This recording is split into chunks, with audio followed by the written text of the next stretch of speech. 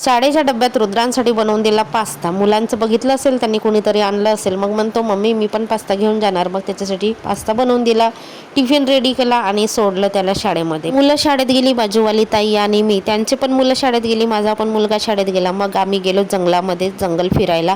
कारण जंगलामध्ये ना आता बऱ्याच अशा खायच्या वस्तू मिळतात त्या आणायला, आणि आम्ही तर खेडेगावामध्येच राहू नये, आम्हाला माहिती आहे, आणि घरामध्ये राहून सुद्धा कंटाळा येतो. मग गेलो आम्ही जंगल फिरायला. तिकडे मिळाले बांबूचे वास्ते. खरं म्हणजे आम्ही भोंबोड्या बघायला गेलो होतो, पण भोंबोड्या काही मिळाले नाही. आणि जंगलाची सुंदरता तर बघा, किती छान व्ह्यू बघायला मिळतात जंगलामध्ये, नाही का. तर 2 दिवस जंगल फिरायला गेलो. पहिल्या दिवशी बांबूचे वास्ते मिळाले, तर बांबूच्या वास्त्याचे वडे बनवतात, भाजी बनवतात, लोणचं बनवतात, वेगवेगळे पदार्थ बनवतात, आणि ते पण खूप छान चमचमीत टेस्टी वाटतात, आणि ते ह्याच हंगामामध्ये आपल्याला खायला मिळतात.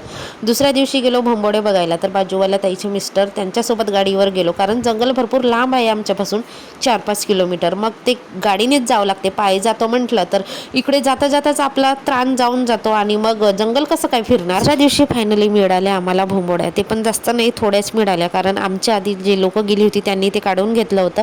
यांची भाजी खूप छान लागते, प्रोटीन विटामिन युक्त आहे, आणि तेवढीच महाग, कॉस्टली भाजी म्हटलं तरी चालते. आमच्याकडे आता ₹350 पाव आहे.